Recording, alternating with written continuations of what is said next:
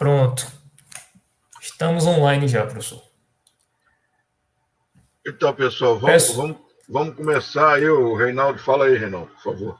Pronto, pessoal, só confirmem, por favor, se vocês nos escutam bem, se vocês nos veem bem.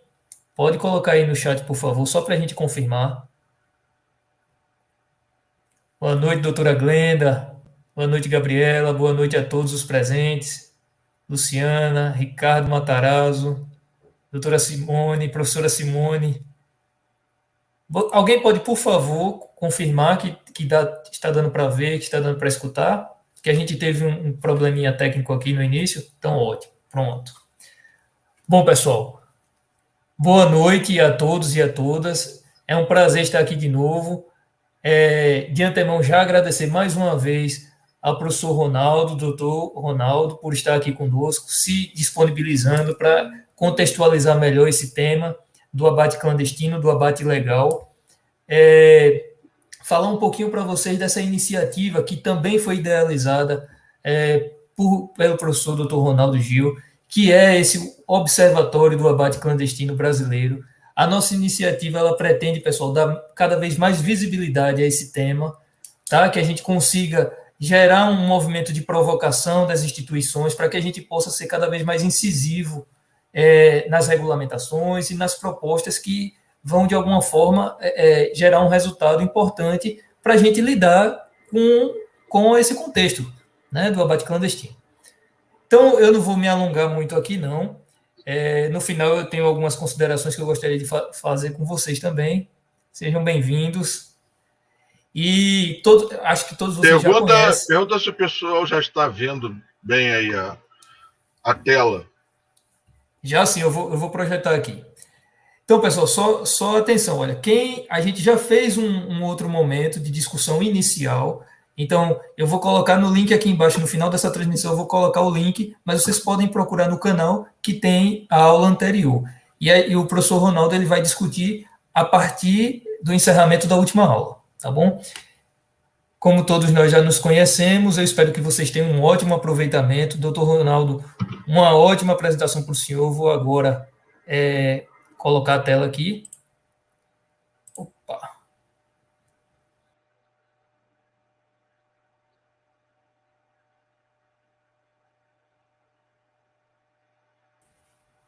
Pronto, professor. Pode ficar à vontade, pode iniciar. Boa noite. Tá bem? Boa noite, obrigado, Reinaldo. Boa noite a todos. Vamos tentar conversar aqui. A gente vai ter um momento para discutir isso, se Deus quiser. Eu vou tentar correr aqui, porque o assunto é muito complexo, né? A gente vai tratar tanto do abate ilegal quanto da comercialização ilegal de carne, no caso, né? Embora essa coisa seja assim, multiprofissional ou multi-institucional, a gente vai tentar colocar aqui para vocês. A gente parou em números de abate, então eu vou procurar correr. A ideia é fazer uma evolução e mostrar o estágio atual, né? Então, naquele trabalho da radiografia da carne que foi feito pelo Amigos da Terra, ele estabeleceu aí o número na época de abatedouros, era em 2013 isso, eram 206 federais, 422 com CIA e 700 e pouco com SIM, né? Totalizando 1.390. E os bovinos abatidos na ocasião, de acordo com os tipos de abate, eram 29,8 milhões o total, sendo 22 milhões de inspeção federal, 2 milhões e pouco de inspeção municipal e 4,9 milhões de inspeção estadual. Naquela ocasião, mais ou menos, né, uma época, por esse DPEC Bradesco, que é uma fonte de consulta que existe, isso aqui em 2015 já, né, já é uma evolução. Eu estou picotando aqui porque falar de todos os anos não dá, né? Segundo esse site aqui, colocou os fatores de risco para comércio e a questão do agronegócio na parte de carne, né? Tinha os fatores de risco, um deles era que, segundo esse site, 50% da carne no Brasil é problema de abate clandestino. Né? A gente já conversou sobre sobre essa semântica, esse nomenclatura usada, que eu não concordo, né? A gente fala de abate ilegal, porque é multilegalidade, não é clandestino, né? Isso, ao contrário, isso é bem escancarado, a comercialização é escancarada, né? E através desse escancaramento dá para chegar tranquilo onde tem abate clandestino. Em 2010 a gente fez uma evolução para vocês. Em 2010, o abate total era 29. Lembra que do 28 milhões do Amigos da Terra?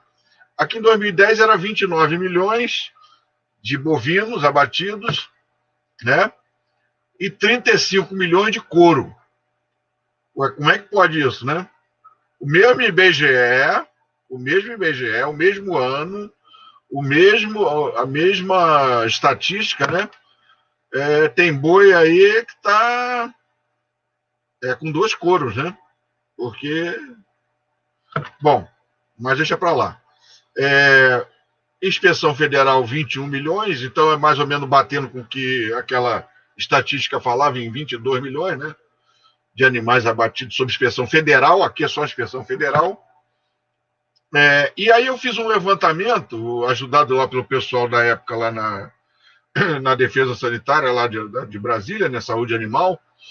A gente tinha lá de emissão de GTA para abate, tanto para dentro quanto para fora desses estados, nós tínhamos 28 milhões 327 mil 638, que mais ou menos bate com os dados de um pouco menos de emissão de GTA, né? Você tem muito animal. Imagina que os 35 milhões, isso é tudo mesmo ano, né? E tudo Estatística Federal, tudo IBGE e Ministério da Agricultura. Então, tem uma dança de números aqui, né? E a diferença é quase 8 milhões, né? Então, tem alguma coisa errada aí, né? E aí a gente vê aqui em 2012, inspeção, o abate estadual no Ministério da Agricultura, 23 milhões, então gira em torno de 20 a 23 milhões, né, nessa época aqui, de bovinos. E aí, pelo IBGE, a gente já tinha em 2012 31,081 milhões, né? Tem aquela diferença lá da estadual municipal, 7 milhões 603, né? Então é mais ou menos aí nessa faixa de 30, 29, 28 e tal, que as estatísticas falam, né? E o couro sempre na frente, tem boi com 2 couros aí. E aí a gente vê aqui uma projeção de dados da Fiesp, né? Desse Bloom Outlook Brasil, que você tem o abate aqui estimado em 2020, 2021, a estimativa era de 45 milhões, em 2012, 41 milhões. Olha só, gente. Então, olha, como é que eles calculam essa estimativa? É através da taxa de abate ou taxa de desfrute, né? Que é o estoque de animais prontos para o abate ao final de um período, né? Considerando, então, que a nossa taxa é medianamente 20%, você colocando 20% de 2015, de 215, desculpe, você vai ter aí 200, seria 40 milhões, né? 215, 41 milhões, mais ou menos, né? Com essa taxa. Então, vocês vejam a defasagem que tem, se você considerar o abate com inspeção 20 a 23 milhões, o abate que é registrado pelo IBGE é de 28 a 31 milhões, couro 35 milhões e o abate estimado face ao rebanho e o estoque de animais prontos para o abate, 41 milhões. Então é um negócio meio maluco, né? Depois a gente vai ver que isso bate com as estatísticas estimativas de abate informal ou abate ilegal, né? E aí você tem, isso aqui foi originado de um levantamento que foi feito à época, né? As taxas de desfrute, Austrália e Estados Unidos são os primeiros, né? Vai variando, mas são os primeiros, ou seja, a gente vai ver dados atuais. e o Brasil gira em torno de 20%, né? E aí, aqueles 20% para calcular o que eu disse lá, do abate de 41 milhões naquela época lá, né? Hoje, 45 milhões. Então, face à pandemia, houve uma queda, face a outros fatores, também houve uma queda. Mas vamos botar 40 milhões para arredondar, para não ficar ruim de calcular. Ainda assim, o abate é bastante expressivo e a diferença bastante expressiva. Aqui, novamente, a gente vê em 2017, 2018, tá vendo? Sempre 30 milhões, 31 milhões, tá vendo? Então, fica mais ou menos, vamos botar 30 e 40, tá? Então, a gente chega à conclusão, e esse dado é de hoje, esse aqui, que eu estou mostrando a vocês, capturado hoje. Vocês vejam aqui, ó, o que respeita a Estados Unidos, abater 33 milhões de cabeça, sendo que abatia em 2000 37 milhões. E aí você vê aqui, no abate do Brasil, em 2019, o abate do Brasil foi 40,65 milhões de cabeça, tá vendo?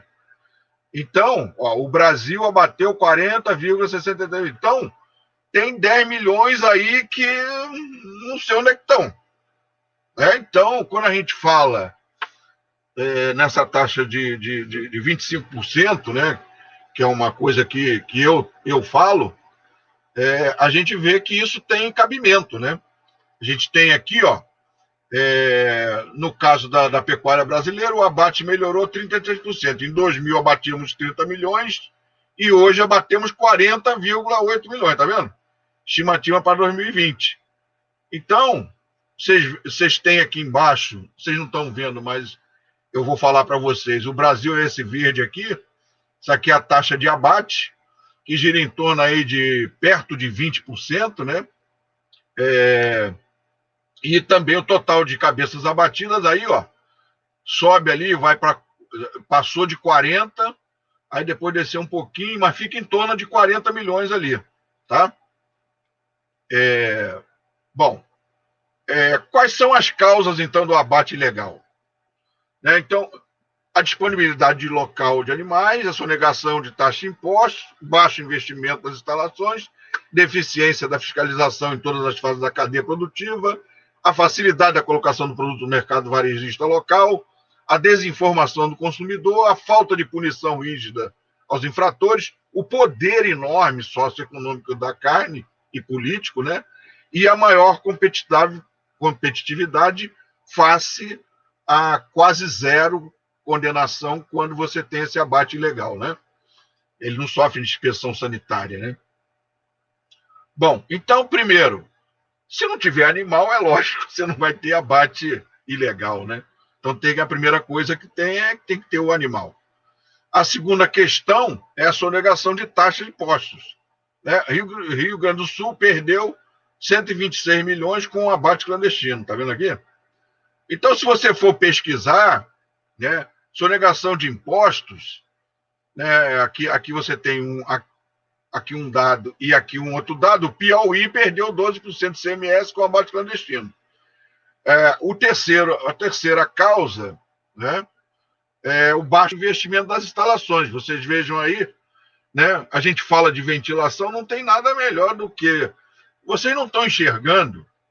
Aqui, ó, no primeiro, é matadouro municipal, tá vendo aqui?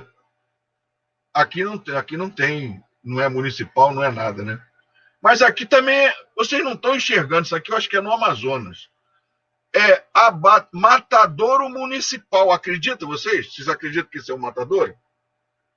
Um matadouro de um município? Isso é um ascinte, isso é um achincalhamento contra a profissão. Isso aqui é uma oficina, esse aqui nós fechamos, era aqui no Rio. Parece uma oficina mecânica, né? Mas é um matador, eu garanto a vocês, porque eu entrei nele. Então, e aqui uma coisa, isso aqui o Vanderlei que me mostrou no meio da estrada, eu queria chorar, parar para chorar. Isso aqui é um treposto de ossos utilizados nesse município. O cara, para facilitar o caminhão, tá vendo que é na altura? Isso aqui a gente parou na estrada. Eu te amo, Adriana. Tem uma mensagem ali. A gente parou na estrada, o cara bota o osso e o despojos do clandestino aí. Você vê que o troço é clandestino, é um caramba, né? Isso é muito bem rastreável, né? Bom, a facilidade de colocação do produto no comércio varejista local.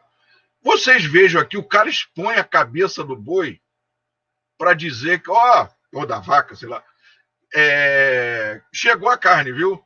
Isso aqui eu estava fazendo um curso dentro de um programa que eu vou mostrar a vocês depois. Eu estava lá no lugar lá do Rio e estava fazendo um curso lá, um curso para o pessoal das inspeções estaduais e municipais.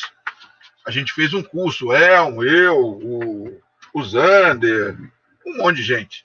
E aí esse curso foi interno, 15 dias dentro do matadouro, e a gente tinha um centro que intermediava 2 matadouros com inspeção federal. A gente arrumou umas vans, um ônibus, e aí a gente fazia a teórica e ia para a prática, fazia a prática e ia para a teórica, e vamos lá. E a gente teve esse curso que estava dentro de um escopo de um programa de combate a abate clandestino, vou mostrar a vocês. E aí o cara me chamaram, corre lá, a Célia me chamou, corre lá na cidade que chegou a cabeça lá no açougue. Aí a cabeça exposta aqui para mostrar que... Então, clandestino é o caramba, né? Isso aqui é muito, muito... Aí, ó, olha que maravilha, né? Tem mais de 1 milhão de fotos dessa daqui, né? A ventilação é boa aqui. Então vocês vejam. Bom, o próximo. Esse é uma coisa que me afronta muito. Deficiência da fiscalização em todas as fases da cadeia produtiva. A gente fala, até nas aulas que a gente dava nos seminários e nas oficinas para o CISB, eu mostrava lá, tem uma apresentação dessa que até estava hiperlinkado aqui, eu tirei. Você faz inspeção para combater carne ilegal, abate ilegal, em 3 pontos.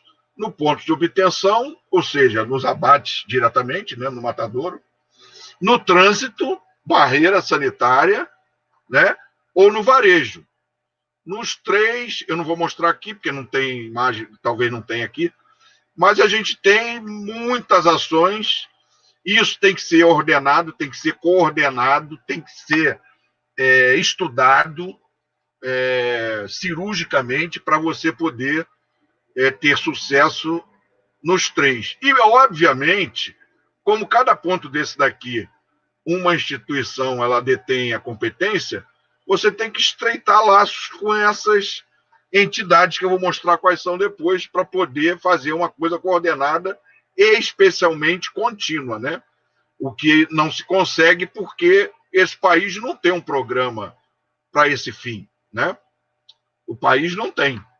Então, enxugar gelo. Você pega 12 vacas, igual eu pegava na estrada, o cara vai tentar bater 24 para poder tirar o lucro que ele tinha nas outras, o prejuízo, né? Para ele poder tirar. Então, é um enxugar de gelo. E 10 milhões de cabeças abatidas aí de uma forma...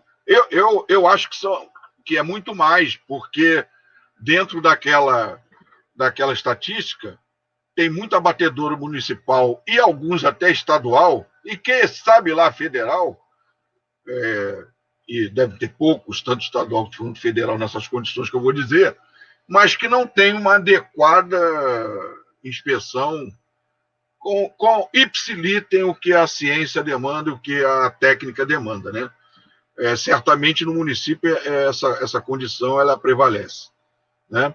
De não ter uma inspeção, nem sempre ter uma inspeção. Claro que eu não estou generalizando, mas tem muito dessa estatística aí que pode ser somado esses casos esporádicos ou não tão esporádicos assim que possam estar acontecendo. Bom, e aí o que me preocupa muito, muito, e tem tudo a ver quando a gente vai para os grupos e vê o pessoal falando, Ah, porque o veterinário, olha quanto essa prefeitura quer pagar para o veterinário, está querendo pagar 2 mil reais. Que absurdo! Absurdo é isso aqui, ó. Como a omissão e a conivência de médicos veterinários. Isso aqui é revista Isto É, gente. Isso é revista Isto É, isso foi denunciado por aquela ONG que eu mostrei. Isso foi escancarado no país inteiro, em revistas de alta circulação e de alto grau de envolvimento da sociedade, né? Dizendo que nós somos coniventes porque não fiscalizamos a carne vendida no país, colocando em risco a saúde da população. E aí você tem aqui, ó, o cara aqui dizendo, ó, e o nosso, à época, presidente do conselho, participou dessa entrevista, imagino eu, né? A presença do médico veterinário, quando existe, não funciona. Ah, meu Deus do céu. O cara falando isso aqui, escancarando isso aqui. E aí, o conselho, pelo conselho, o presidente, à época, o doutor Benedito Arruda, falando, a presença do veterinário é uma regra que não é respeitada, se tornou normal. Né? Então, não sei para onde a gente vai, né? A sociedade, ela lê uma coisa dessa, e depois vem carne fraca, vem carne forte, vem não sei o quê. Porra! Né? E a gente fica numa situação meio difícil. E aí, isso aqui são dados que não refletem a condição atual. Isso foi em 2014, 2012, por aí, que a gente fez esse levantamento. Vocês vejam aqui, absurdo, que deve prevalecer isso aqui. E tem agora coisa pior, porque tem a inspeção privatizada, né? Médico veterinário de uma determinada, que são os estados, né? Onde a gente fez o levantamento, claro que eu não vou citar, nem lembro mais quais são, mas um tinha 25 veterinários para 192 matadores. O que vocês acham? Tem inspeção, não? Isso aqui é estadual, tá? Inspeção estadual da época. Hoje eu não sei como é que tá. Tem 192 matadores, meus amigos. E, num total, 700, sendo 141 fábricas de conserva, outros 258, laticínio 74, um total de 703 estabelecimentos para 25 veterinários tomar conta. Como é que faz? E 2 agentes administrativos e nenhum agente de inspeção.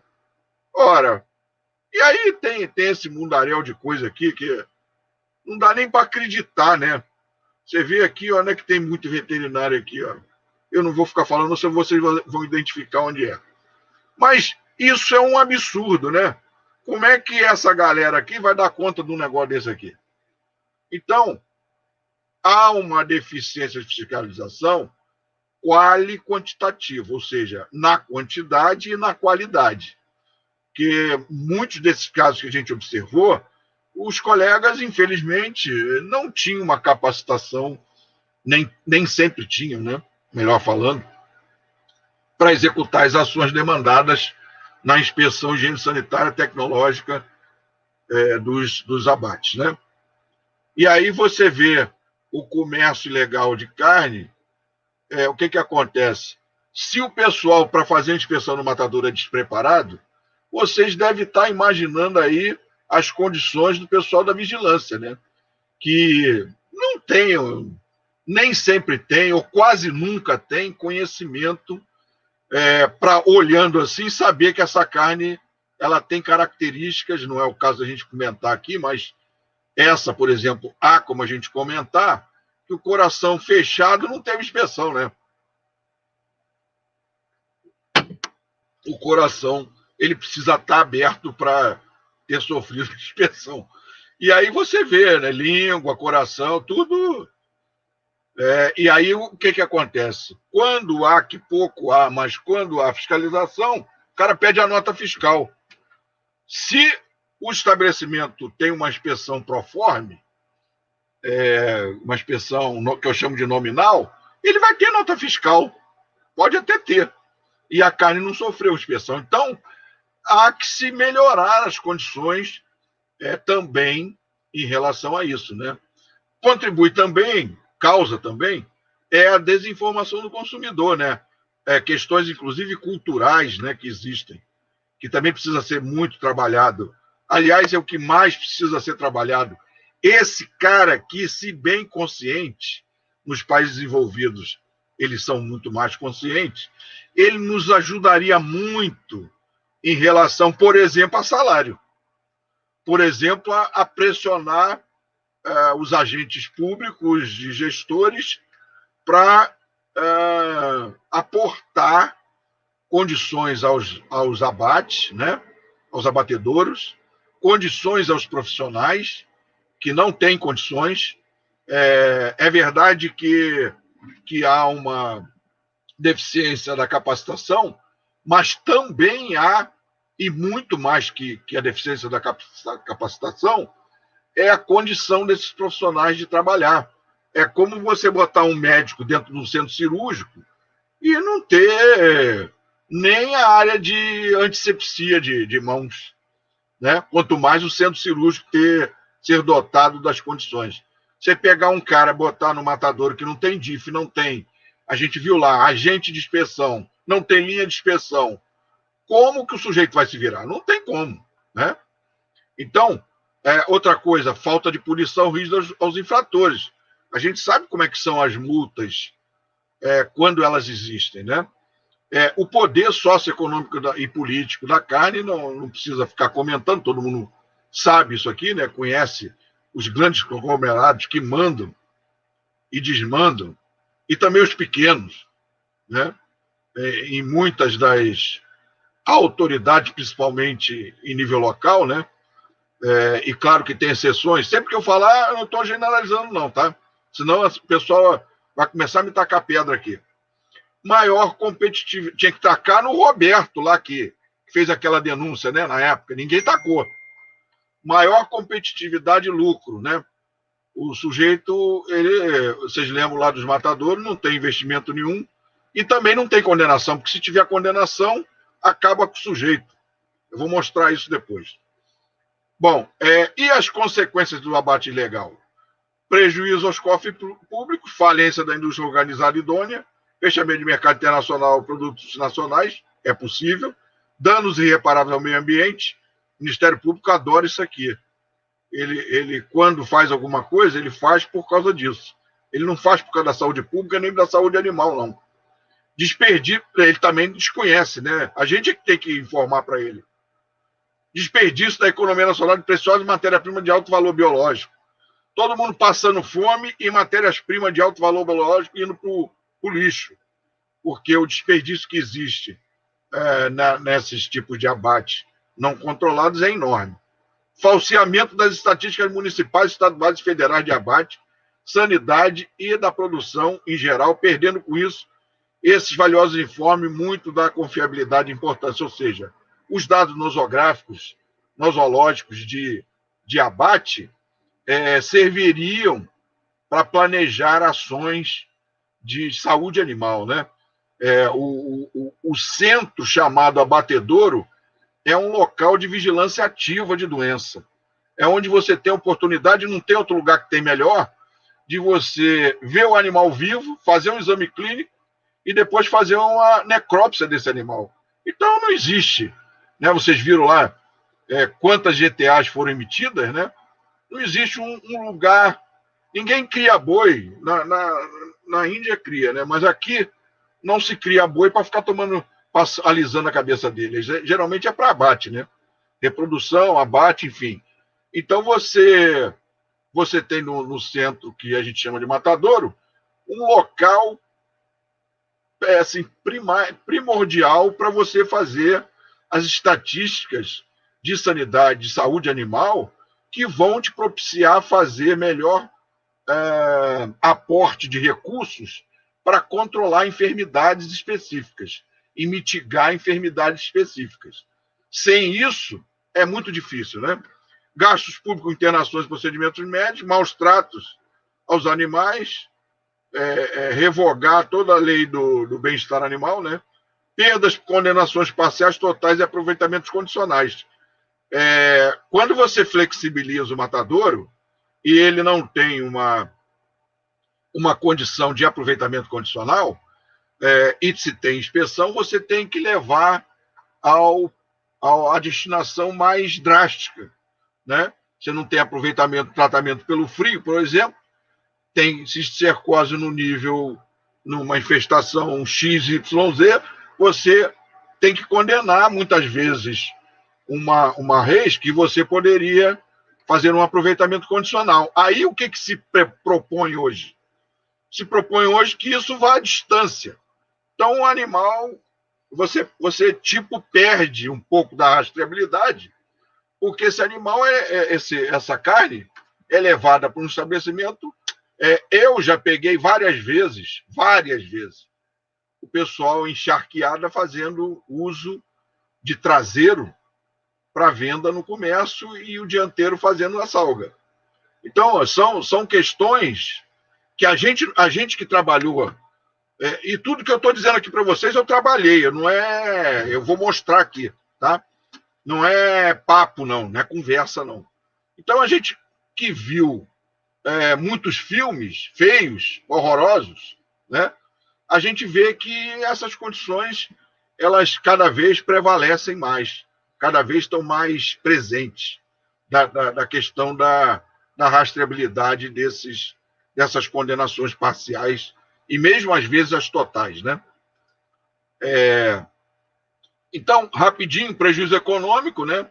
A gente já falou na questão lá da sonegação de impostos, a falência da indústria organizada e idônea. Isso aqui é um trabalho da Bahia que eu vou mostrar a vocês depois. Capacidade de abate, isso aqui no Brasil todo, tá?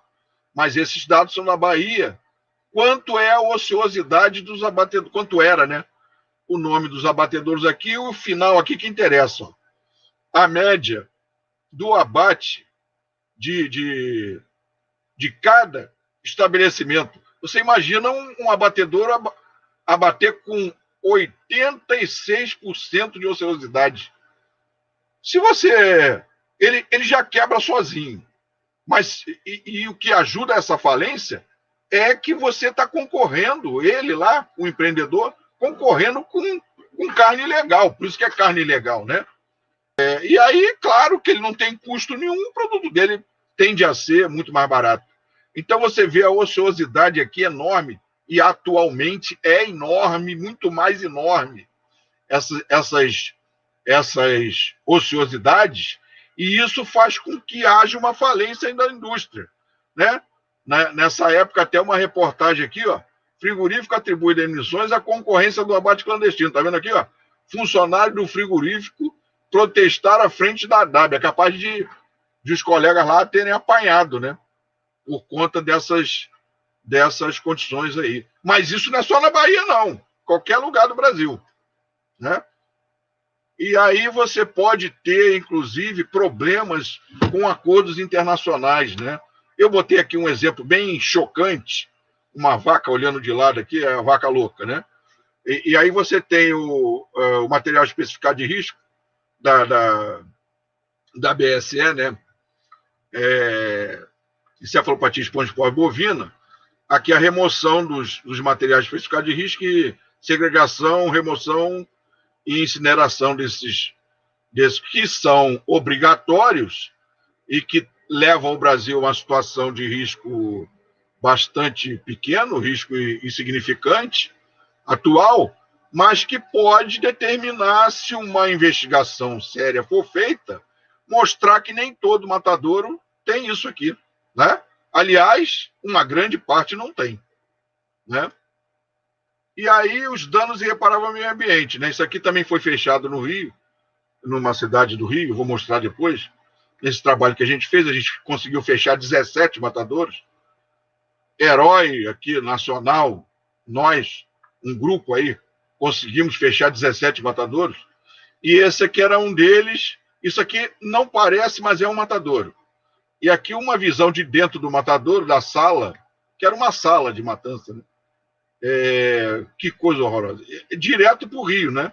Aqui, ó, tá vendo vermelho aqui? Isso aqui, o cara empurrava com a vassoura o sangue para o rio.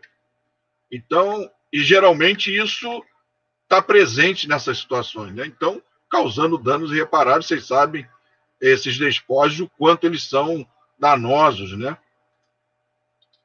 Bom, desperdício para a economia nacional de preciosas matérias-primas de alto valor biológico. A gente botou aqui, ó, os subprodutos são perdidos, né? Por exemplo, o sangue, o plasma. Eu até fiz um projeto uma vez. Vocês estão me ouvindo bem? Alguém me responde aí. Estão acompanhando bem? Professor, está tudo ok aqui, viu? Escutamos okay, bem né? e vemos bem. Então, vocês vejam aqui, ó, subproduto ou resíduo. Então, o sangue, o plasma sanguíneo, uma vez eu fiz um curso no Itaú, que se utilizava 5% de plasma sanguíneo, que tem proteína em torno de 21% de proteína bruta, né? Esse plasma é utilizado pelos alemães, pelos europeus, para elevar o teor proteico de alto valor biológico, essas proteínas, né, que estão no sangue. Aqui a gente usa para jogar no rio, né? Quando muito, faz farinha de sangue. Mas isso economicamente eu não tenho base para dizer o porquê que não se utiliza o sangue de uma forma um pouco mais. É uma coisa específica e meio trabalhosa, mas que poderia, num país pobre como o nosso, servir de alimento, né? E aí você perde isso tudo aqui, ó, que de grande valia, se você considerar um montante de animais abatidos. Você imagina o sangue de 40 milhões de bovinos, né? Você imagina o pelo e a crina, o couro, enfim, coisas que se perdem, né? Muitas coisas se perdem. O despreparo tecnológico, né? De remoção da pele, enfim. E fora que em alguns lugares você tem a barrigada branca, ela não é aproveitada adequadamente, né? Porque exige tecnologia para fazer isso. Então você perde envoltório, perde os estômagos mesmo, né? Que poderiam ser em alguma parte comestíveis e que deixam de fazer parte, então, da oferta de alimentos, barateando, inclusive, o custo desses alimentos, especialmente para o pessoal menos favorecido, né? Então, há uma grande perda de economia, para a economia nacional, essas matérias-primas jogadas fora, né? Ou não adequadamente preparadas. Eu já falei do falseamento das estatísticas municipais, né, federais. Vocês veem pelos dados, o próprio IBGE fala que abateu 28 milhões, mas tinha 35 milhões de couro e o outro diz que tem 40 milhões. Então é uma zona, né? Eu não tenho outro termo para usar, né? E aí você tem cistercose numa região, mas isso não chega num nível adequado e eu quero preocupar muito vocês. O sujeito que está com um animal que está com problema, se ele puder levar para um abatedor, com problema que eu digo de enfermidade, né? Se ele puder levar para um matador municipalzinho que não tem inspeção nenhuma e tal, e ele não perdeu o animal, né? E isso depois, em off, eu posso contar umas histórias para vocês. Tá com tuberculose, tá com brucelose, enfim. Esses animais, o cara escolhe onde ele vai vender. Ele sabe que lá não vai ter inspeção, então ele vende para lá. Porque se não vender para lá, ele vai perder ou tudo ou uma parte grande do valor que esse animal vai ter na revenda. Vai perder, inclusive, tudo se tiver inspeção adequada. Gastos públicos, a gente vai ver isso com internações e procedimentos médicos. Maus tratos, já falamos. Perda de condenações totais e aproveitamento condicionais. E aí você tem o risco à saúde através da veiculação de toxicifecções alimentares e das zoonoses, né? Então, esse é um dado que não é recente, mas eu não tenho uma estimativa melhor. Você imagina, nesse trabalho aqui, o Oswaldo Takahanagi, não sei como é que pronuncia, João Leite, fica melhor, estima-se que 50 milhões de indivíduos têm infectados pelo complexo tenias e cistercose no mundo e que 50 mil, morrem a cada ano. Cerca de 350 mil pessoas encontram infectadas na América Latina. No Brasil, Ribeirão Preto, 7,5% pacientes de enfermaria de neurologia. Tem um dado que chega a 25%. Tem outros trabalhos no Paraná, por exemplo, que chega a 25% de diagnóstico, o cara tem neurocicercose. Não é pelo consumo de carne, vocês sabem, né? Mas aí o pessoal diz, mas Ronaldo, não tem problema, eu não como churrasco. Eu sou vegetariano. Tá lascado, meu amigo. Porque isso é a água que é contaminada e é usada para cultivo, na irrigação de alface, enfim, né? Então, você tem também dados desse trabalho aqui, ó, chega a 20%, ó, encontra-se cistercose cerca de 20%, né? Convulsão febril na infância. Eu tenho um vídeo, depois quem tiver interesse, é um vídeo muito impactante, que eu não mostro aqui porque é muito comprido, não dá para mostrar. Mas de o que é essa maldita dessa doença aqui, né? A neurocicercose, né? Ela, no complexo tenia cistercose, no caso da cistercose, a neurocicercose, ela ocorre no percentual de mais de 80% em relação às outras partes do corpo, né? Que aqui no cérebro há um grande fluxo de glicose, né? E esses bichinhos adoram, né? Então eles ficam aqui e fazem uma festa, a pessoa tem muitos sintomas, muitas vezes vai a óbito, né? Inclusive nesse vídeo, a menina conta como que o pai morreu através da cistercose. Então é bem impactante para aula, para conscientização da população, né? Eu usava muito esse vídeo. Quem quiser depois eu posso passar para o Reinaldo, passar para vocês. Bom, e aí, coitado, o nosso ex-governador, o nosso ex-governador aqui em 2001, caramba, tá passando direto. O Sérgio Cabral Filho, né? Que é o Sérgio Cabral que está preso.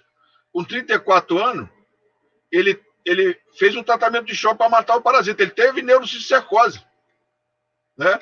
Aqui uma estatística que eu falei para vocês, ó, mais de 83% dentro do complexo visceral, muscular, generalizada, a neurocicercose, mais de 80%, tá vendo?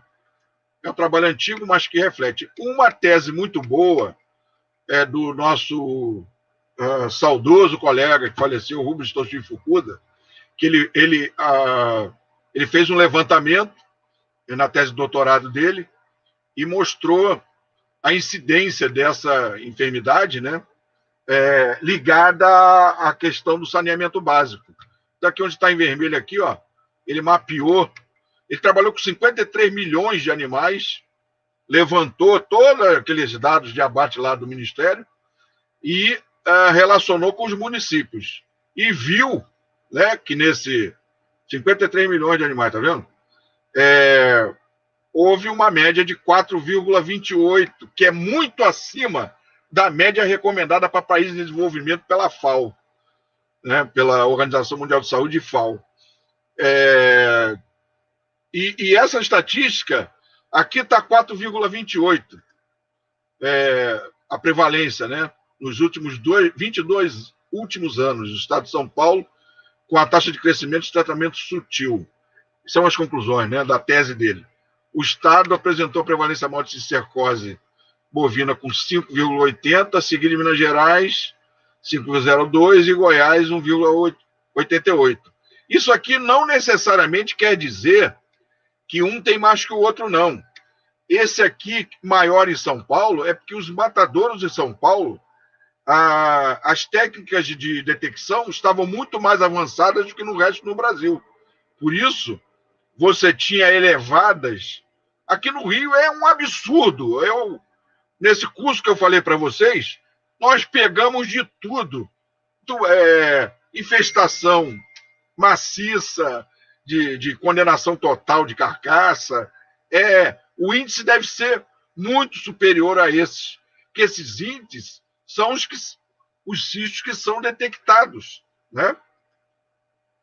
Tendência do aumento da forma viva, né? Com a faixa etária dos animais abatidos mais precocemente, você teve uma inversão da curva. Antigamente a gente falava degenerada, né? Ou calcificada. Essa forma, que muitas vezes se apresenta calcificada, nos cortes nobres, um colega nosso, o Lauro, ele fez uma tese de mestrado e demonstrou que você pode ter a forma viva e, dentro do mesmo, da economia do animal, né? Ele pode apresentar as duas formas. Então, uma vez, colegas estavam fazendo um churrasco lá na universidade e mandaram uma foto para mim. O que é isso aqui, Ronaldo? Os caras estavam comendo carne com cercose, os veterinários lá na festa lá. Bom, e aí o que preocupa é o seguinte, está vendo aqui, ó? Isso aqui são os municípios de cercose que o colega, o Ruber, levantou. E aí, ó, tem lugares, está vendo aqui, ó? Olha a validade que eu falei para vocês de se saber onde é que está pior a situação. Para você mitigar a doença, esse município aqui de Lourdes, acho que é Lourdes, quase 20%. Ou seja, o rebanho, 20% estava acometido, ou se detectava, né, cistos nessas propriedades vindas desse local aqui. Então, vamos correndo lá para fazer alguma coisa, né? Porque o fato de ter inspeção nas linhas de inspeção não é só você detectar a doença, é você informar para a saúde animal, para vigilância, para defesa sanitária animal, saúde animal, departamento de saúde animal, para que se mitigue, diminua, acabe, erradique, controle as doenças. Então, é para isso que serve, né, o matador também. Por isso que tem inspeção. Não é só a saúde pública, é saúde animal também. Então, ele fez, inclusive, um cálculo. Isso aqui o pessoal gosta, né? Ele calculou quanto se perdia por ano, diariamente, num abate regular aqui nessas condições, quanto que se perdia em dólar. Tá vendo aqui, ó? Há uma perda enorme quando você leva um animal para o tratamento condicional, né? Você tem uma perda por quebra no frio dessas carcaças, fazendo com que haja, então, uma redução do peso, que representa custo. E ele estimou essa perda. E aí, ele chegou a essas conclusões aqui, que o músculo de eleição era o coração de masséteres, com 97%, e vai por aí, tá? Aqui no Rio, eu peguei um trabalho do professor Rezende, Rubens, que ele orientou um rapaz e o cara conseguiu fazer uma investigação e detectou 21% em carcaça de animais abatidos de forma sem inspeção, vamos dizer assim, né? Clandestino, né? Então, ele falando aqui a necessidade de se tomar medidas. Vocês vejam, olha o absurdo, 21% de ocorrência de prevalência de cisticercose. Trabalho científico. Fora os micro-organismos, né, que a gente tinha em 80 e depois aumentou um pouquinho. Hoje a gente tem aqui, inclusive tem um vídeo, eu também tenho esse vídeo. A americana entra em coma após comer carne e preocupa os Estados Unidos. E aí estava hiperlinkado aqui, eu também tirei. Deixa eu passar isso aqui. E aí, aqui no Brasil, também tem um vídeo que mostra também pessoas que passaram pelo mesmo problema no Brasil, mas eu não tenho como mostrar aqui esse vídeo. E a pessoa ficou paraplégica, um monte de coisa que acontece, né? Aquela Escherichia coli O157H7, que determinou, por exemplo, lá nos Estados Unidos, a mudança completa e radical do sistemática de inspeção, né? Quando 300 pessoas foram acometidas, chamada doença do hambúrguer, e 3 crianças morreram, né?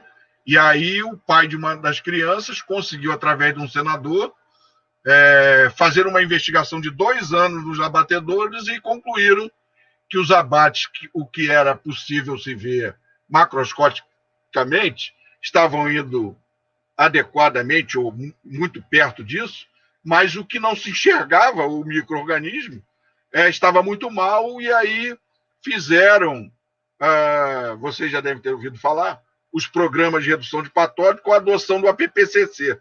Daí é que surgiu oficialmente, né, nos Estados Unidos, a aplicação da análise de perigo e pontos de controle. Tá? Foi através dessa, quando eu falo que um evento de magnitude muda a sistemática de controle. Nós somos, infelizmente, nós temos aqui o Papa, que é sul-americano, e Deus, que é brasileiro. Então, a gente não pode contar com essa sorte, né? Então, você tem, então, que esse abate ilegal, ele merece, né, uma reflexão sobre os riscos que representa a saúde pública, né? Fora isso, você tem uma coisinha pior, que é a inspeção que eu chamo de nominal, porque induz o consumidor a erro, despeita a realização, fere o juramento de formatura, respalda um produto que é ilegal, né? E aí você tem, por exemplo, a gente pegou, uma época aí, pegaram numa barreira carne com tuberculose saindo de abate com inspeção, né? Aqui eu não vou citar, não posso citar, mas tudo que vocês estão vendo aí, ó, são matadouros de inspeção. Alguns foram fechados, outros não, tá? Vocês vejam aí, isso aí não é um biofilme, isso aqui é um longa-metragem microbiano, né?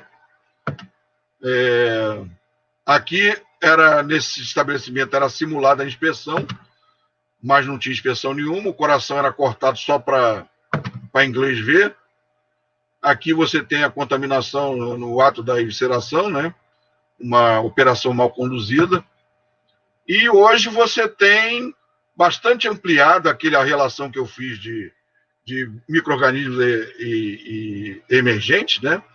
Você tem isso bastante ampliado, né? É uma gama, isso aqui é uma relação do Food Drug Administration, né? Que tem essa relação no site lá, eu tirei de lá. Então você tem muita coisa aí atingindo, fora as toxinas, né? Bom, e aí o que é pior, e que a pessoa nunca relaciona, é que essas doenças, além delas ocasionarem todo um prejuízo de internação, de procedimentos médicos, de falta ao trabalho, e etc, elas deixam sequelas crônicas, né? Tem aqui uma relação de sequelas que essas enfermidades elas deixam. Muitas incapacitantes. O sujeito fica incapaz, né? Mas as pessoas preferem olhar se está escrito o nome no rótulo direito ou está errado. No Brasil é assim. A gente fica fazendo, eu mesmo faço, né? Curso de rotulagem para ver se... Peraí, mas essa letra aqui não tinha que ter 1 centímetro a mais? Então, o impacto econômico é brutal, né? A gente fez um levantamento, eu com o Maggioli, a gente fez um levantamento para fazer um parecer aí lá para o Conselho de Minas, para uma outra questão lá, de quanto é que se perde, né, com essas situações, né, o impacto econômico dos alimentos não seguros. Óbvio, aqui não estou falando só de carne, mas o estudo do Banco Mundial chegou à conclusão que se perde pouquinho, 110 bilhões em perda de produtividade e despesa médica a cada ano, né? Aqui tem vários autores, eu não vou ficar falando para vocês, mas que mostram, estimam e mostram como se perde, né, com o consumo de alimento não seguro, né? Inclusive tem um trabalho, um impacto de quanto seria o custo por pessoa afetada por um surto, um total de dólar, né? $2.744 quando há um surto de salmonelose, que no caso foi o que ele estudou e estimou, né? e acompanhou. 36 pessoas acometidas, sendo que 35 receberam atendimento ambulatorial e uma só ficou internada durante 5 dias. E se chegou a esse cálculo aqui, é pouquinho, entendeu? Se você considerar o que acontece e a vigilância que se tem em relação a isso, deve ser bem pouco no Brasil isso. Não deve ter muito problema, não. Bom, tem outros aqui, eu vou pular. E aí eu vou entrar no que a gente precisa, né? Vocês sabem que o controle sanitário de alimentos é uma coisa meio doida, né, no Brasil, né? Então aqui você tem aqui o mapa, a vigilância, Ministério da Saúde, Polícia Federal, Ministério da Justiça, Departamento de Proteção e Defesa do Consumidor, Ministério Público, vários outros organismos que participam do controle e fiscalização de alimentos, né? Que essas atividades a gente chama de atividades que são compartilhadas, né? Daí a dificuldade. Então, é bem definido as competências na produção primária, para o mapa, né? Produção primária, controle de empresa beneficiadora de produto de origem vegetal, minimamente processado, indústria de processamento de bebida. E o controle das indústrias de produtos de animal. Já na vigilância, controle de estabelecimentos comerciais, serviços de alimentação, supermercado, entre outros, controle de indústria processadora de amendoim, derivados, água mineral, conserva vegetal, gelados comestíveis, sorvete, sal para consumo humano, entre outros. Controle de todos os produtos alimentícios postos à venda. Então, são atividades compartilhadas e isso é muito importante, né? Há um conflito de competência, né? Alimentos da mesma natureza sendo registrados em 2 ministérios, isso é uma bagunça, né? Depois de 88 da Constituição e da edição de um lado na agricultura a 7.889, a lei, né?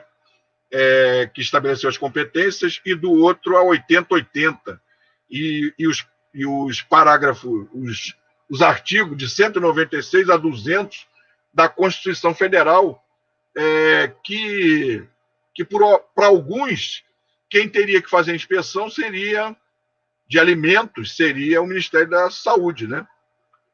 E aí tem uma briga lá, que eu não vou me meter agora, mas eu já fiz um curso de direito sanitário, me convenceram disso daí, mas eu não é objeto da conversa da gente. Bom, dupla fiscalização, estabelecimento que perde a entrada de inspetor da saúde, já sofreu fiscalização. Em alguns lugares tem inspeção, no supermercado tem inspeção da vigilância e tem inspeção em alguns pontos de outros organismos, né, da vigilância. A definição é que a vigilância, que é o responsável do estabelecimento varejista atacadista, mas hoje, eu até tenho uma palestra que eu não consegui fazer ontem, hoje está uma bagunça, né, porque você tem, em muitos lugares do Brasil, tem inspeção, né?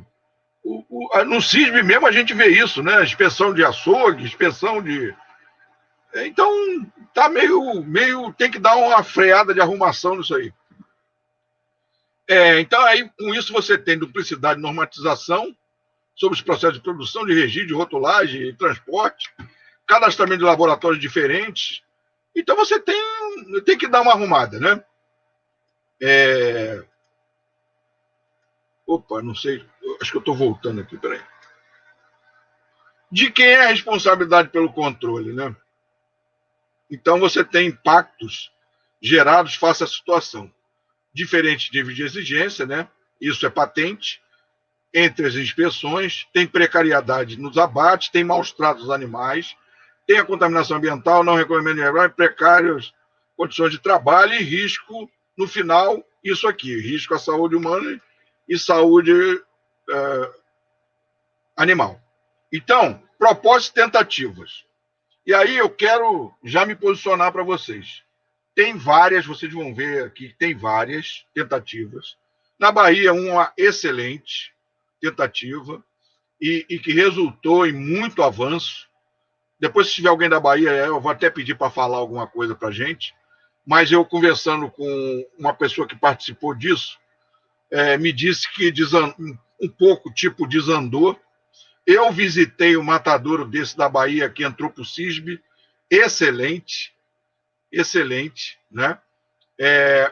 Lá teve uma participação expressiva do Ministério Público, junto à ADAB e Ministério Público, né?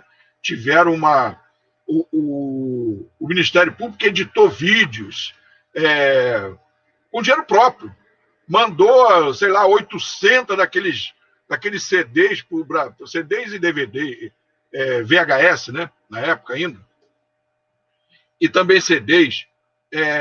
Eles fizeram um trabalho espetacular de educação sanitária, de sensibilização da população, né? Tem alguns dados aqui, não vou ficar... Tá vendo aqui o DVD, né? Tem 2 vídeos, que eu conheça, pelo menos, excelentes. Eu fui, à época, nessa região. O Lorival e uma equipe lá do pessoal lá fizeram um trabalho espetacular. Eu tenho esse trabalho, quem quiser depois eu posso fornecer, né? Fizeram modelagem para projetos de consolidação, tanto da cadeia de obtenção, quanto da cadeia de distribuição e também de açougues. Fizeram um padrão para açougue, um padrão para entreposto, planta, né? Projeto arquitetônico, frigorífico, os frigoríficos com um abate sustentável, uma coisa assim, parecia assim que... Parecia não, avançou muito e foi muito bom, eu acredito, né? E hoje parece que as plantas foram, algumas delas estão sendo adaptadas para abate de aves, inclusive, né? Eu não tenho muito detalhe, porque eu conversei rápido com um colega lá, daqui a pouco eu vou lembrar o nome dele, o Willa Desmond, e ele me falou que estava fora de lá, não podia ter uma posição atual, mas que ele ouvia dizer isso, que algumas plantas que tinham sido projetadas para abate de bovino estavam sendo transformadas para abate de aves, né? Bom, fizeram a reformulação da legislação, inclusive, nessa época, né, que gerou esse que na época era o mais moderno, estava mais moderno que o RISPOA, nessa época. O decreto deles lá, e a lei da inspeção industrial sanitária da ADAB, né, um trabalho muito bonito lá dos colegas lá. E aí, o trabalho que quem participou da primeira reunião deve estar lembrado, do doutor Paulo, eu não sei pronunciar, ele já falou, Foster, eu acho. O trabalho do Paulo, que através do conselho, esse trabalho durou cerca de 8 anos, né? Era feito assim por demanda do Ministério Público, né? E aí eles iam aos locais e faziam a vistoria, fotografavam, abriam um processo TAC para esses matadouros, a situação lá de Pernambuco, na época, né? Foi feito aqui na década de, se eu não me engano, foi final de 1999 para 2000, né? Houve também o estabelecimento de um convênio, né? E aí a comissão de especialista lá de inspeção, que era coordenada, se eu não me engano, por ele, pelo Paulo, então a tarefa da comissão foi levantar em visitas técnicas esses estabelecimentos, né? Estava hiperlinkado aqui, mas eu não posso fazer o hiperlink. Então, houve então uma reportagem, né, inclusive, né, qualidade de carne lá de Pernambuco, então é um exemplo da regionalização tentada lá, que eu não sei em que pé ficou, mas ele diz que avançou um pouco. Aqui uma planta, né, dos estabelecimentos que foram criados a partir desse trabalho. Isso aqui de Minas Gerais, até onde eu sei, né? Até onde eu sei, não sei muito, mas ficou só no papel, mas foi um trabalho muito bem feito também, de estabelecimento, regionalização de abate no estado de Minas Gerais. Mas, como sempre, falta recurso, né? E aí aqui é uma visão do que abordou o trabalho. E aí houve toda uma expectativa, né, bastante grande, e infelizmente não se conseguiu, até onde eu sei, né, avançar muito, em relação a práticas de se estabelecer as unidades melhoradas, né, dos abates, mas o trabalho é muito bom, foi feito um levantamento geral, né? E aqui tem algumas reportagens sobre o trabalho, que não cabe aqui a gente ficar falando. O trabalho que a gente fez no Rio de Janeiro, né, foi um trabalho que foram o nosso saudoso Zander fez a palestra de abertura, depois eu fiz mais 6 no interior, junto com uma colega, a doutora Georgina, porque esse trabalho visava enfrentar o abate clandestino, lixões e criações irregulares. Era saúde animal e inspeção, né? E a gente conseguiu avançar bem, tanto é que demorou muito, mas nós conseguimos fechar 17 matadouros municipais, conseguimos fazer o treinamento pessoal. Vou passar correndo aqui. Quem depois quiser, aqui eu tenho uma questão que também merece uma live exclusiva, que aqui é o doutor Cristóvão, José Cristóvão dos Santos, baluarte da inspeção, né? Aqui é o De Felício, que é um especialista também. Então, eles falam do abate municipal e congênio e a inviabilidade dos pequenos matadouros.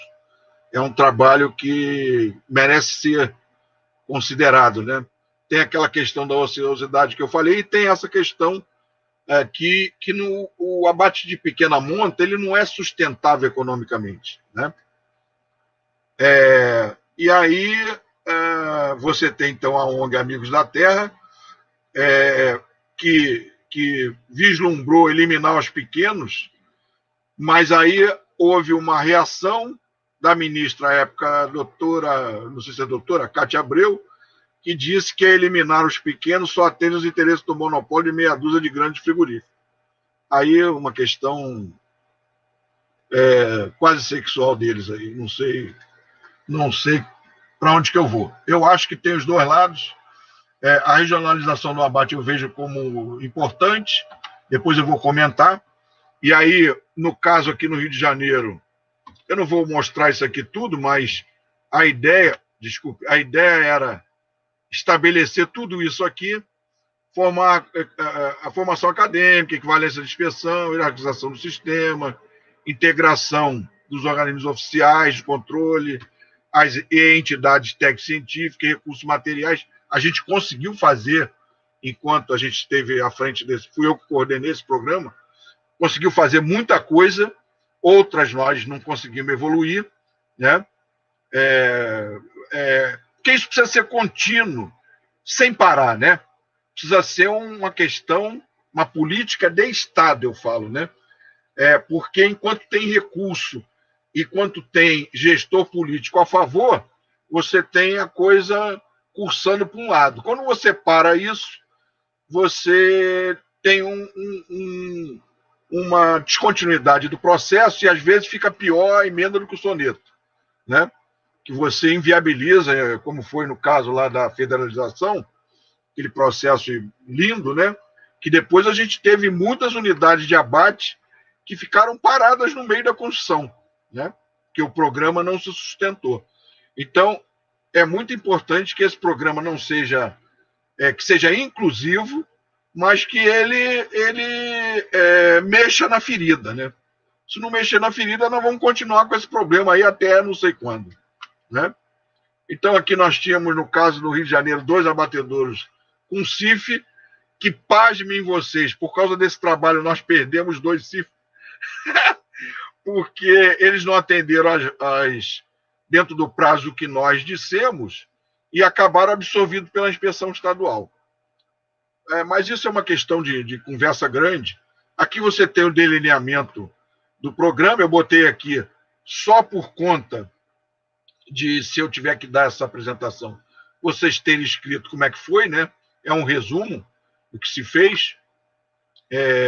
A gente fez capacitação, deu diploma para o pessoal que participou, teve participação bem grande de pessoas. Os municípios, infelizmente, nós não tivemos um número... o número foi irrisório de participação, até porque você treinar, capacitar colegas, você pode até, como a gente fez, todo o custo foi absorvido pelo Ministério na época. Praticamente todo o custo, né? Mas era um curso que as pessoas ficaram internas, num centro de treinamento, né? Que ficava a 1 hora mais ou menos de ambos os matadouros. Ficava no meio. E a gente ia e fazia aula prática nesses matadouros.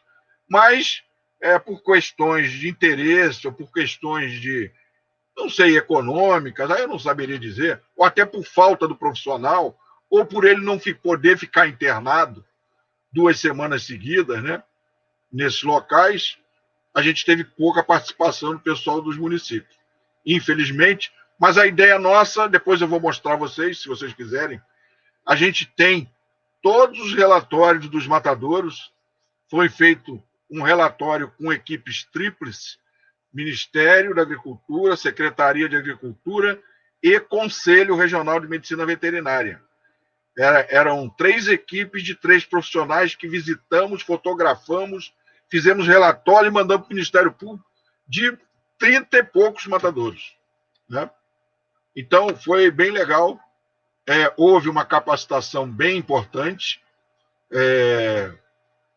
mas a manutenção faltou dinheiro, né? Porque as pessoas que estavam apoiando isso daqui saíram do Ministério na época e a gente evoluiu, mas é aquilo que eu digo, né? Se não tiver continuidade, não for uma questão de política de Estado, você... E com poder, com coordenador central, eu não acredito, entendeu? Isso é opinião minha, particular, mas eu não acredito. Por tudo que eu passei na minha vida, eu não acredito. E aí a gente teve uma conclusão, conseguimos melhorar muito as condições dos estabelecimentos, mas não conseguimos evoluir. Conseguimos dinheiro para fazer o matadouro, que virou um processo administrativo, quase que colegas perderam o emprego, porque não foi dinheiro suficiente e o matadouro não foi à frente. E aí, eu não sei como é que virou aquele processo lá.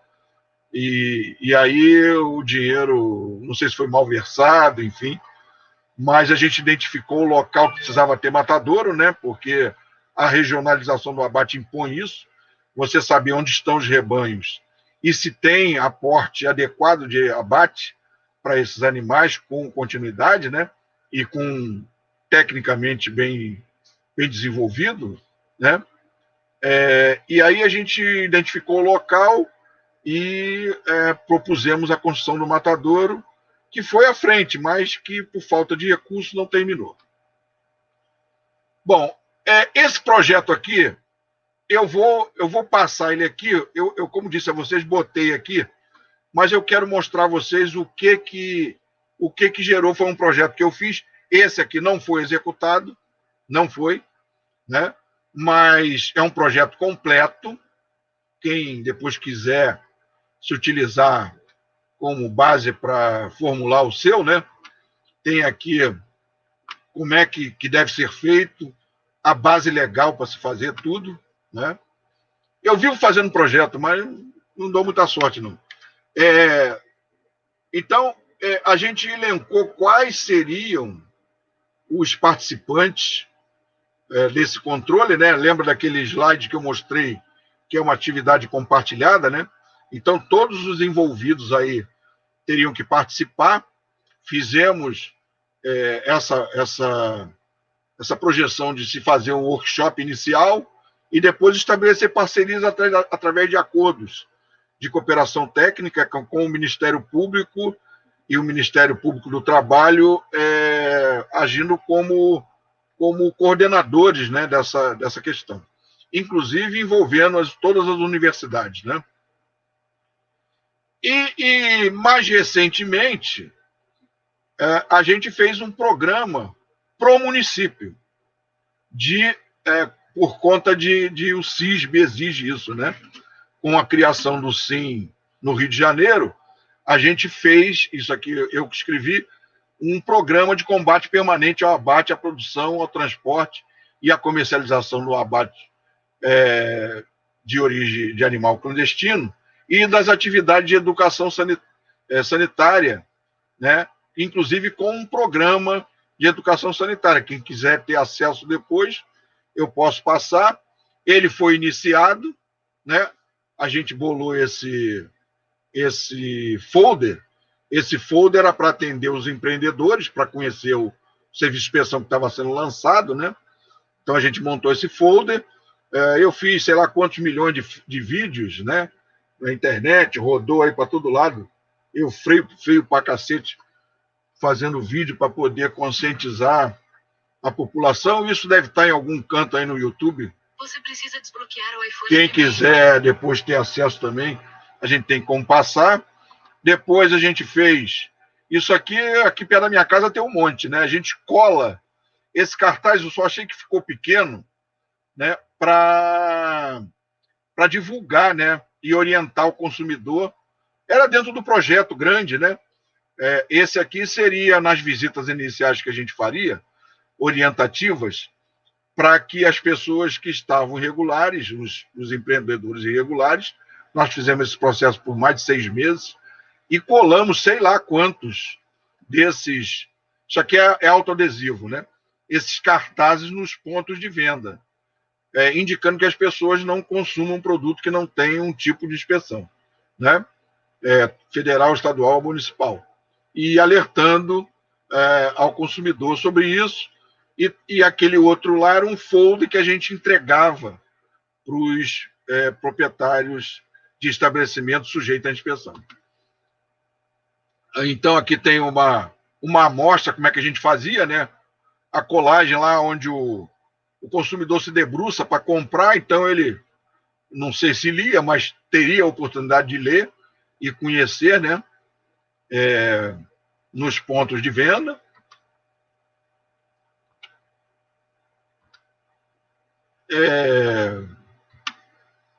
E até arrumei no meio do caminho, de graça, um cara para fazer propaganda. Esse aqui vocês devem conhecer, é o André Marques, né? Ele fez propaganda para a gente do Sim, uma propaganda meio amadora, né? Mas a gente conseguiu que ele tem 2 estabelecimentos, inclusive vai ter inspeção, ele faz hambúrguer, faz uma série de produtos lá no estabelecimento dele. O cara é bom de faca, né? Ele é bom de cozinha. E ele faz, então a gente conseguiu, até ele fez algumas participações aí, falando sobre o serviço e colou isso aí no estabelecimento dele, ele próprio colou isso lá dentro do estabelecimento dele, né? O André Marques. Bom, a gente teve alguns resultados nesse programa, né? Ele está aqui, uma parte dele colocado, a gente avançou um pouco. Eu não vou mostrar esse programa, porque eu não sei em que pé que está, então não acho legal mostrar, mas eu queria só deixar uma informação para vocês. Lembra que eu falei que as atividades são compartilhadas? Muito pouca gente conhece, mas tem um parecer técnico que rodou, parecer do Ministério da Agricultura e da Anvisa, que trata desse assunto. É esse parecer técnico 1 de 2014 aqui, que regula como se atuar no comércio varejista de estabelecimento quando você encontrar irregularidade de produto de origem animal, né? Então, é bem legal, a gente começou a usar, mas aí por força de troca de governo, eu saí, né? E aí eu não sei como é que o pessoal está fazendo, eu não poderia avançar e como está hoje, né? Não sei dizer como é que estaria esse escopo. Você tem, com base em educação sanitária, você tem aquilo que eu falei para vocês. Você tem uma questão que, independente do gestor, vai ter que tocar, né? Um projeto com um resultado estratégico definido e condições definidas dentro daquele programa, né? Isso aqui que eu vou mostrar a vocês foi a base de um processo chamado, de um programa chamado,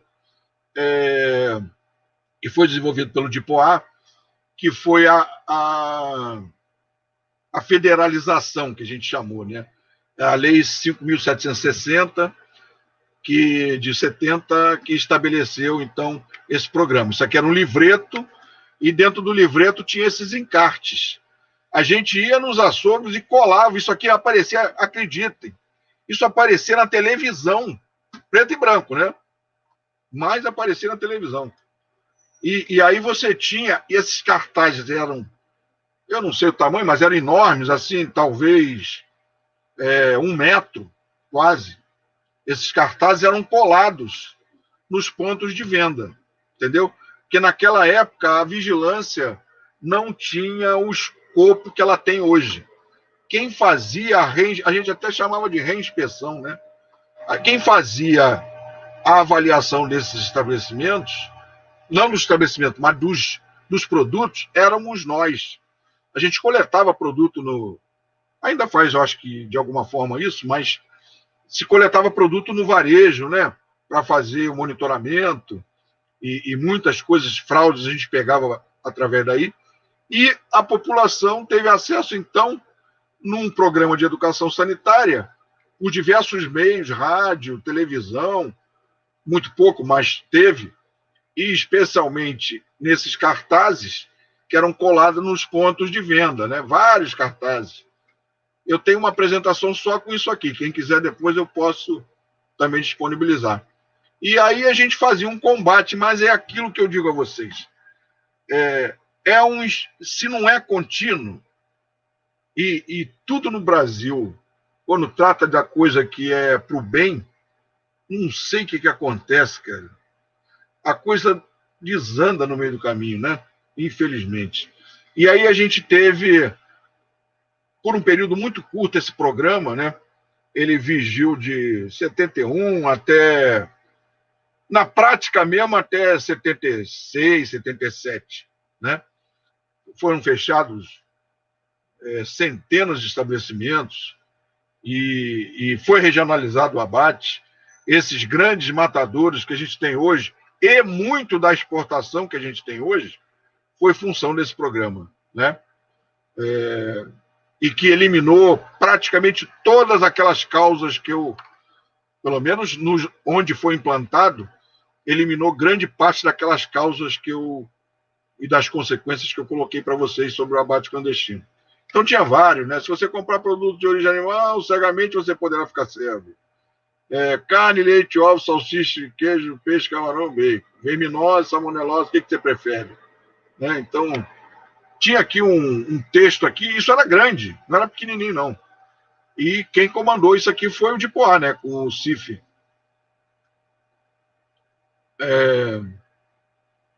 Belo trabalho, viu? Belo trabalho. O governo tem recebido também as mais diversas manifestações de apoio à política de Dipoá, de partes produtores, sindicato, cooperativa, associação de classe. Esse apoio sob a forma de cartas, telex, telegramas. Isso significa que o trabalho de saneamento do setor do produto animal vem sendo bem aceito, quando bem compreendido. Não vamos colocar aqui as mensagens de apoio, preferimos falar ainda o que será feito em benefício do consumidor brasileiro. Então, era uma mensagem que a gente queria ouvir hoje, né? Aqui está por cima do outro, por isso que não está dando para ler. Com esse trabalho, o governo federal pretende cumprir uma etapa fundamental para a definitiva consagração do CIF de Dipoá como instrumento de defesa do consumidor, somar os seus esforços e apoio desse mesmo consumidor, e isso será feito apesar de críticas, apesar de dificuldades, porque povo e governo são brasileiros e consumidores, e o caminho natural de ambos é um bem comum. Aqui umas imagens para deixar vocês tristes de novo. Aqui as barreiras, né? Isso aqui eu saí do Rio de Janeiro 11h30 da noite com uma colega e estava havendo dificuldades para que se apreendesse. Eu falei, olha só, eu vou pegar uma colega aqui que entrou hoje no serviço, a Suzana, e vou lá pegar. Foi em 2006. Eu fui lá e peguei 12 vacas sem ninguém. Eu, a colega e um polícia militar que parou, tá vendo aqui que é de madrugada, né? Aqui as barreiras que a gente fazia para apreensão, aqui vai prender 1 tonelada de queijo dentro de um caminhão de tecido, Isso aqui são rolo de tecido. Estava lá no meio, lá 1 tonelada de queijo clandestino. Divisa Minas Gerais com o Rio de Janeiro. Aqui, divisa do Espírito Santo com o Rio de Janeiro. Gente, é isso, viu? Conheço Arraial do Cabo, viu? Isso aqui é Pontal do Atalaia, Arraial do Cabo. Quando eu ia muito para Arraial do Cabo, agora que a pandemia parou, né? Eu tinha um negocinho lá.